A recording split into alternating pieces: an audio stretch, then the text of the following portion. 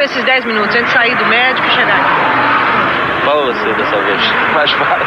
Bom, eu tive a notícia de uma forma muito brutal, não é? Foi inicialmente o médico, ele não tinha nenhuma preparação maior, e ele me deu a notícia de uma maneira muito rápida.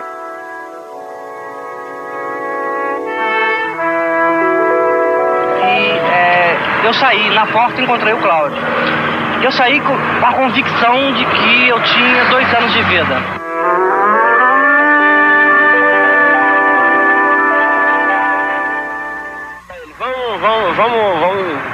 Vamos entrar no elevador. E eles disseram, eu te dou uma notícia que vou morrer daqui a 2 anos, você quer que eu entre no elevador? Eu falei, tudo bem, mas não vai querer esperar os 2 anos aqui no hall do médico, né? Vamos embora pra casa.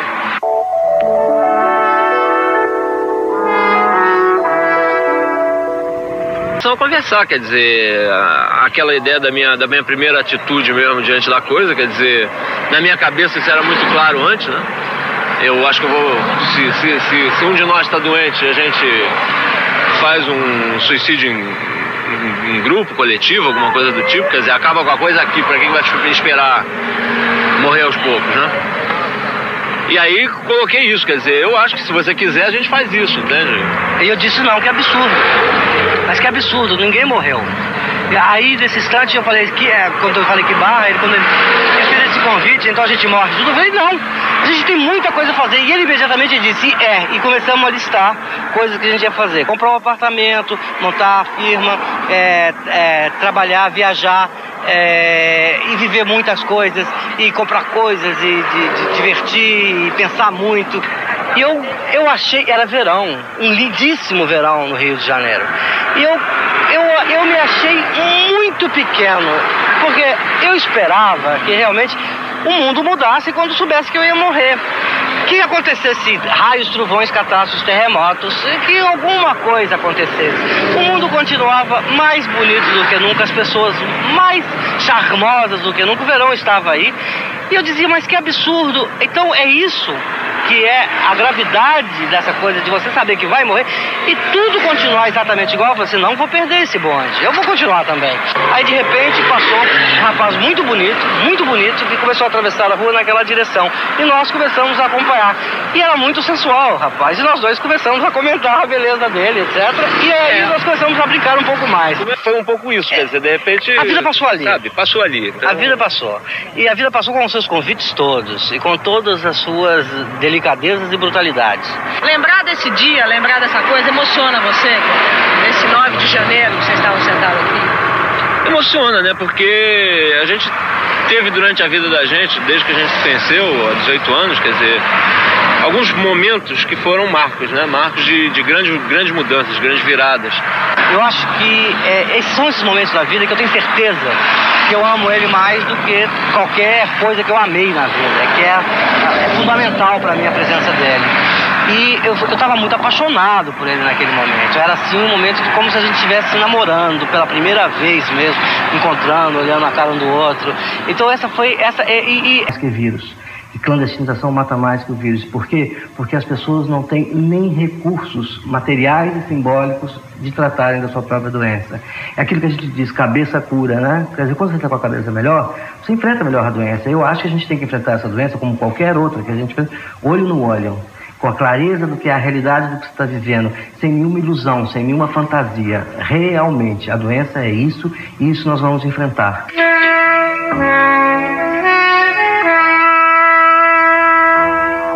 A gente não se esconde da doença, não. Brincar com ela porque a gente brinca com tudo, né? Eu acho que o brasileiro já tem um pouco esse hábito mesmo de fazer piada de tudo, né? E aqui em casa a gente faz piada da gente o tempo todo, com relação à doença e com relação às outras coisas. A gente sempre se fez muita piada, sempre se gozou muito, apesar de se levar a sério, mas se leva a sério de uma maneira humorada e sempre que possível poética. Mas eu tenho uma sensação muito clara de que eu não posso me recusar à ideia de que eu vou morrer. Isso tá claro. Mas eu detesto, mas eu odeio as pessoas que seguram a alça do meu caixão. Isso me dá uma desconfiança, um incômodo. Mas não é, porque a alça do caixão já só segura da pessoa que acabou tudo. É um corpo. É o corpo dífula, não ovo. Daniel, você tem medo de morrer? Eu já tive mais medo de morrer. Agora eu acho que eu tenho uma certa tranquilidade em relação ao fato de ter certeza que eu vou morrer. Agora eu tenho certeza que eu vou morrer. Antes você não tinha? Não tinha. Eu acho que ninguém tem. A gente não tem enquanto a gente não chega à comprovação de que você é realmente mortal. E eu acho que a AIDS me trouxe isso, a comprovação, o atestado da minha mortalidade. Mas por quê? Você tá tão bem, tão risonho, cheio de energia. Mas eu conheço outras pessoas com AIDS, eu vi outras pessoas com AIDS morrendo e eu senti as pessoas morrendo. E sei que morrer é muito mais fácil do que a gente pensa. Não tô achando nem que vou morrer agora e nem que vou morrer só de AIDS. Pode morrer até de outra coisa, pode ser que venha a cura. Eu não acredito no meu tempo, se eu tenha tempo suficiente para encontrar a cura.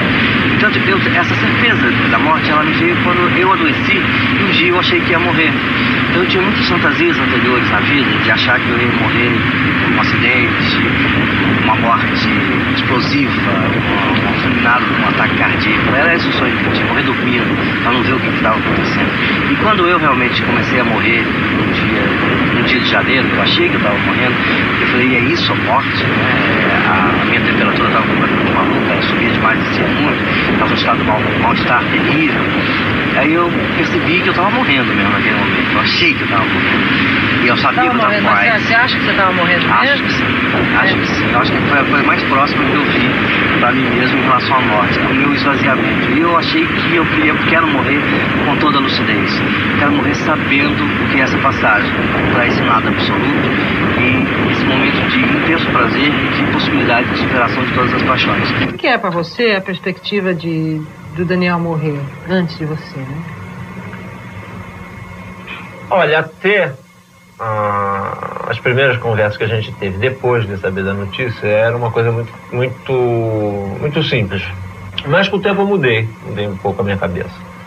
Eu acho que tem coisas que são super importantes para continuar fazendo, quer dizer, inclusive o trabalho que ele está fazendo, que eu acho que é importantíssimo, que a gente tem que continuar fazendo, sem o pique dele de repente, mas botar pra frente, né? Bola pra frente. E sei lá, quer dizer, eu tenho certeza, tenho plena consciência que vai ser uma tarefa absolutamente enlouquecente reestruturar minha vida depois que ele morrer, né? Qual é a falta que ele vai fazer? Em tudo, né? Em tudo, quer dizer, desde do papo mais íntimo, desde trocar, assim, confidências sobre as emoções que você está vivendo, desde uma análise que a gente se faz constantemente há 18 anos, até o fato de que eu não consigo absolutamente ver uma exposição de quadros sem comentar com ele depois que vi, sabe?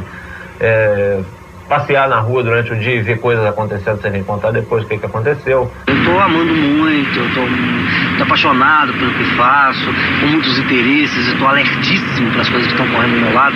Os ruídos do mundo têm me parecido uma sinfonia do decafônico cada vez mais interessante, mas tudo está indo muito bem. Você acha que isso não aconteceria se você não tivesse com a morte presente? Acho que sim, eu sempre tive momentos na minha vida eu sempre fui muito apaixonado, mas os momentos de paixão, esse que é o problema. A gente tem momentos de paixão e tem momentos de absoluta mesquinharia, não é? Então a gente próprio não se leva em conta.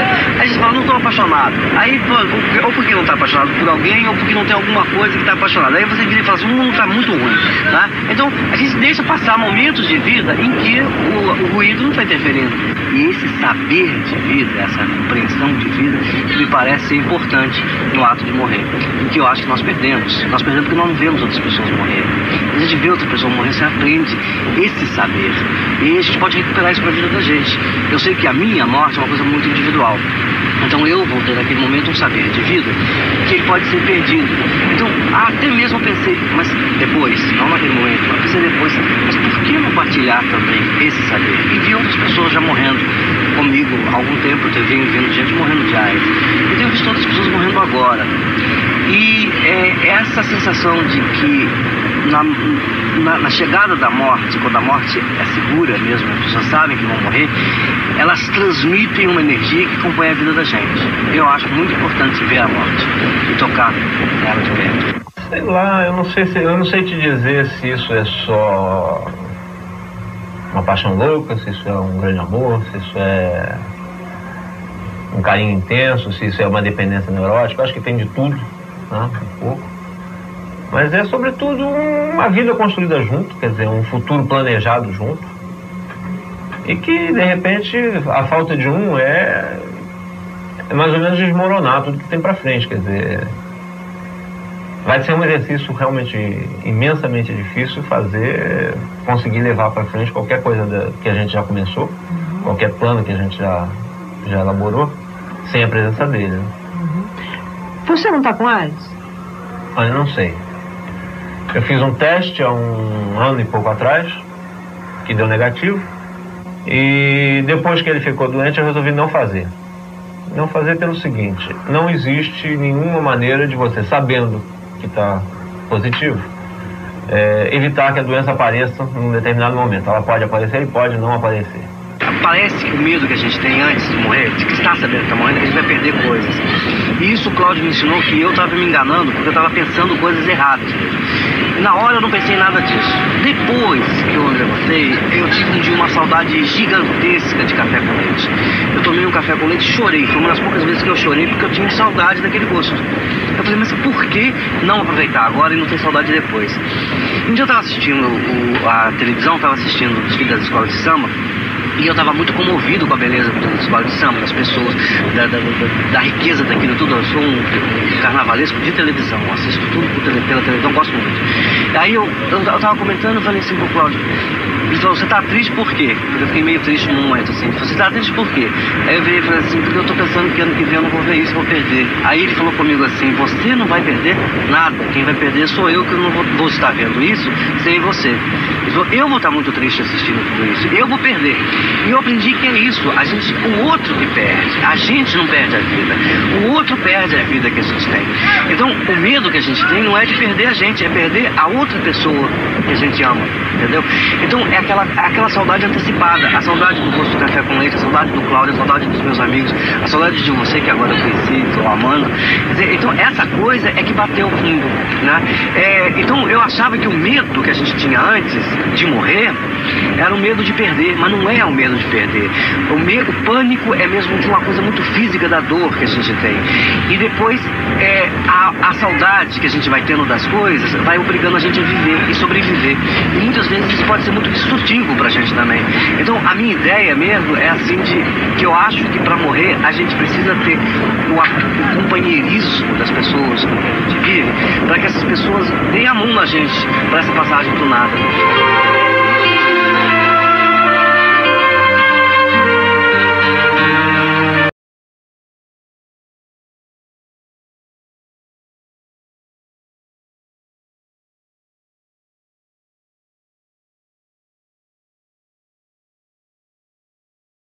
Eu sou escritor, homossexual e estou doente de AIDS. Isso me torna um cidadão absolutamente comum. Um brasileiro como quase todos os outros. Oprimido, mas cheio de esperança. Herbert Daniel, 42 anos, mineiro de Belo Horizonte, e Cláudio Mesquita, 40 anos, artista plástico carioca, uniram-se 18 anos atrás. Daniel e Cláudio se encontraram na política. Os dois escolheram a luta armada para combater a ditadura. Foram perseguidos e fugiram juntos do Brasil. Nunca se separaram. A equipe do programa e eu vivemos a vida deles por 2 meses. Aceita a relação homossexual. A reprovação começou quando Tomás de Aquino, um filósofo cristão da Idade Média, afirmou que Deus criou os órgãos sexuais apenas para a reprodução e não para o prazer. O sexo entre homens só traz prazer e por isso foi condenado. Eu não vou perguntar nunca porque eu acho que eu mereço tudo que eu tive. Eu não sei te dizer se isso é só uma paixão louca, se isso é um grande amor, se isso é um carinho intenso. Meu Deus do céu, o limite da homossexualidade. O homossexual foi completamente inventado pelo preconceito. Tá? Ele é tão inventado que parece que se criou uma identidade de alguma coisa que não existe. Todas as vezes que eu falo eu sou homossexual, eu estou querendo me referir a um determinado tipo de orientação sexual que me leva a ter prazer sexual com pessoas de mesma conformação biológica do que eu.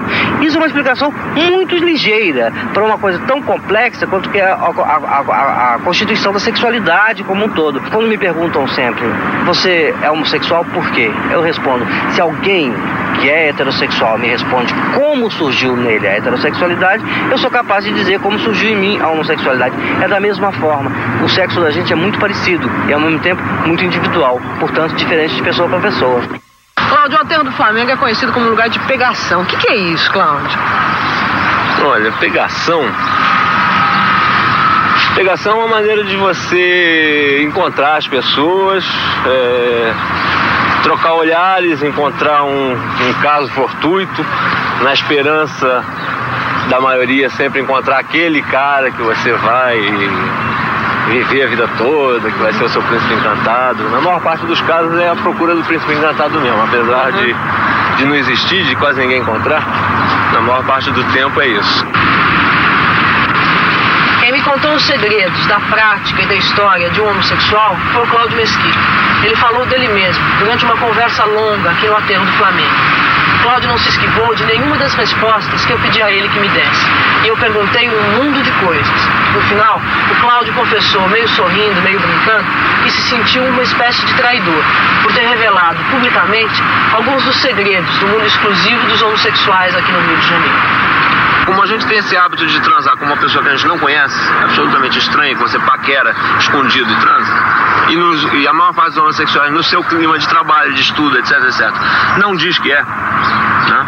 Então não pinta relação que não seja a partir daí.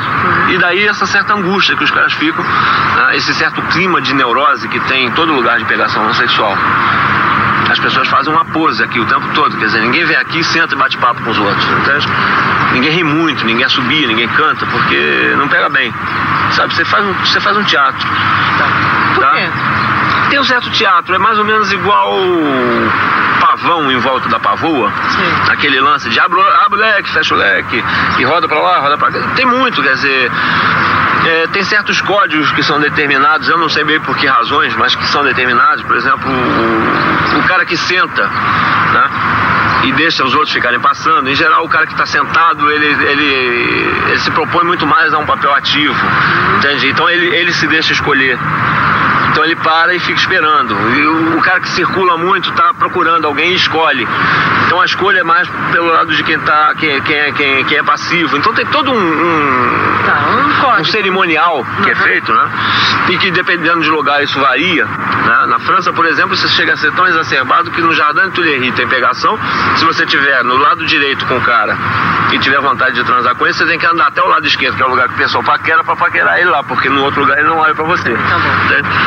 Cláudio, porque foi difícil pra você, quer dizer, assumir publicamente a condição de homossexual, assim, eu digo assim, perante a família, quer dizer, como é que foi essa trajetória pra você, né? Olha, pra mim especificamente não foi muito complicado depois de um certo tempo.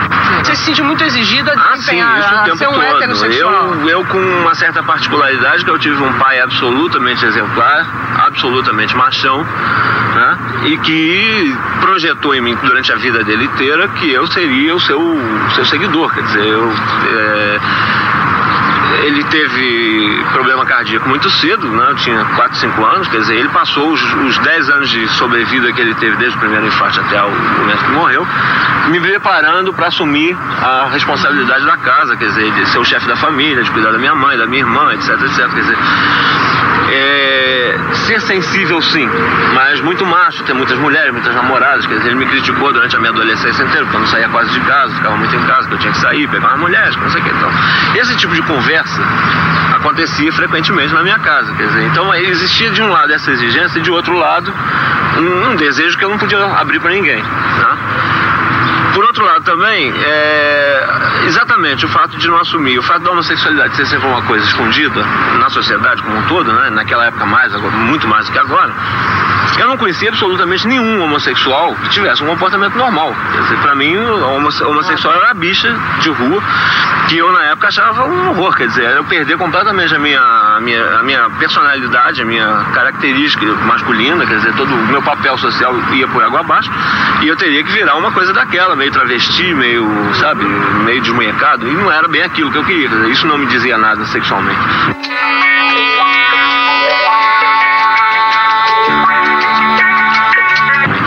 No começo, assim, eu sentia, assim, os preconceitos todos da cabeça da gente vão fervilhando, né? Mas eu fiquei pensando, medindo, tirando as minhas conclusões.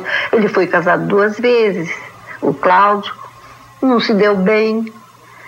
Pode ser que ele com o Daniel se dessem tão bem que suprisse um ou outro, não precisasse de mulher, né? E graças a Deus os dois estão tão bem que você vê, já fazem 18 anos que eles estão juntos, né?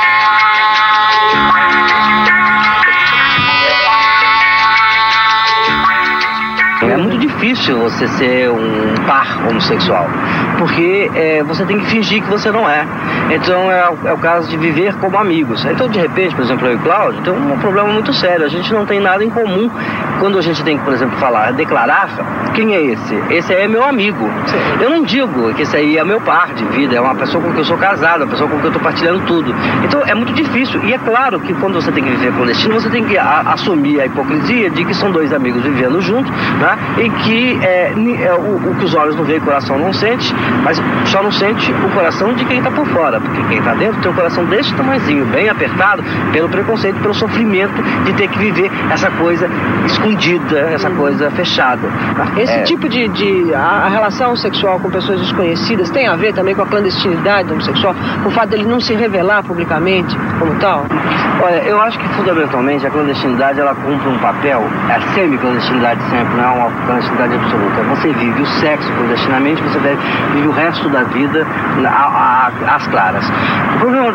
O problema que se põe é que todo o sexo e a forma de prazer ela passa a ser confundida imediatamente com o encontro fortuito. Porque nesse encontro fortuito você realiza uma parte de sua vida que você não vive em público. Então é claro que você estimula cada vez mais essa forma de encontro fortuito como sendo realização sexual. Isso é característica do gueto, quer dizer, o fato de muitas frequentemente, inclusive o homossexual moderno de hoje em dia, dizer, eu não gosto de transar com meus amigos. Ele não teria aquela coisa de namorar um amigo, né? Ele não namora um amigo porque exatamente ele passa a confundir, inclusive, como prazer, a busca, a caça, a paquera. Feliz? Eu sou, muito. E você sabe por que você decidiu ser homossexual? Eu acho que até buscando essa felicidade. Como não pode expressar com liberdade suas preferências, o homossexual enclausura-se num mundo à parte, num gueto, que inclui lugares fechados e áreas especiais da cidade. Nesse mundo onde o homossexual vive confinado, a regra número 1 é o segredo.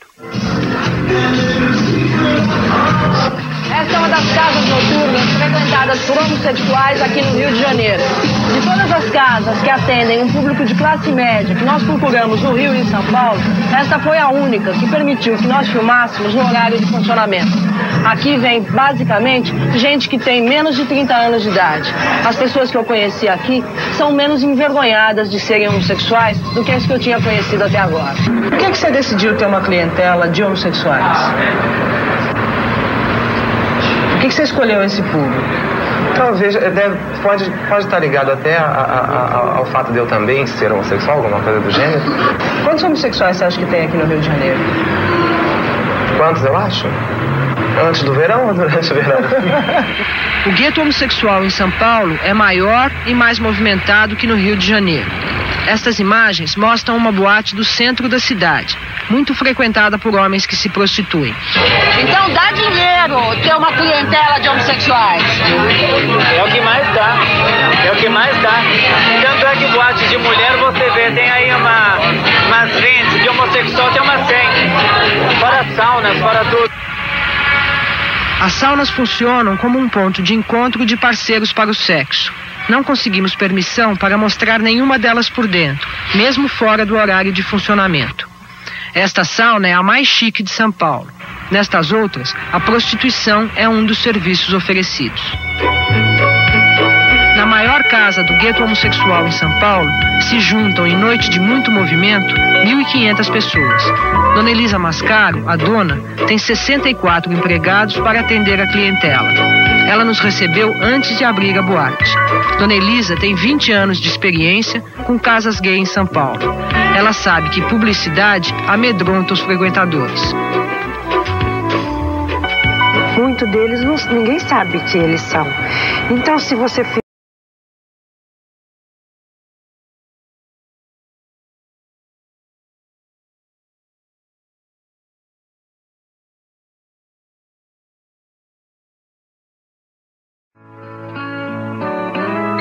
Nesta casa da Zona Sul do Rio de Janeiro funciona a ABIA, Associação Brasileira Interdisciplinar da AIDS.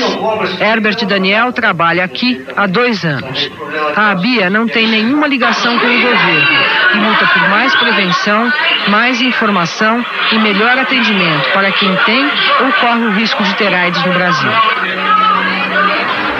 Daniel, como é que você se envolveu com a AIDS? Bom, eu comecei a tomar noção da existência da AIDS a partir de uma manchete de liberações, estava ainda na França, e que dizia: misterioso câncer entre os homossexuais americanos.